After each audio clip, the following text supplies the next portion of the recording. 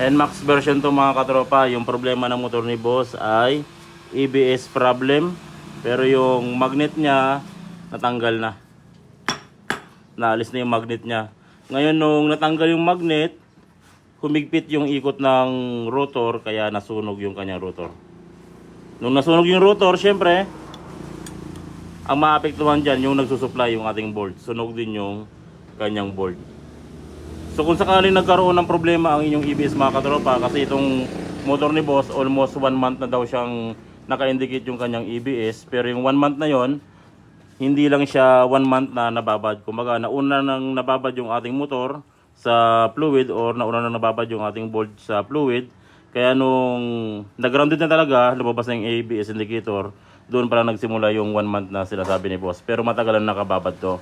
In case na lumabas ang inyong ABS indicator, kailangan nyo talagang ipa-check o ipa-repair sa mga gumagawa ng ABS na malapit sa inyo para tignan kung yung fluid ba or yung kanyang bolt ba ay nababad na sa fluid, kung yung kanyang bearing ba ay kalawang na or yung kanyang magnet ay nabasag na kaya hindi makaikot yung rotor. Kaya ito yung nangyari. Sunog ang rotor, sunog ang bolt. Medyo masakit sa gastusan kapag ganito nang inabot ng inyong EBS. Tapos yun naman ay NMAX version 2.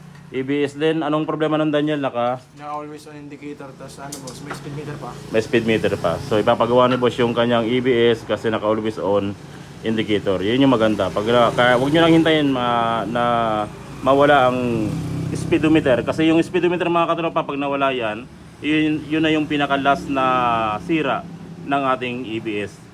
Kasunod ng pagkawala ng speedometer ay check engine naman na. Tapos NMAX version 2 din, yun ang problema niya ay nagpalit kami ng stator. Kasi yung stator niya kinalawang.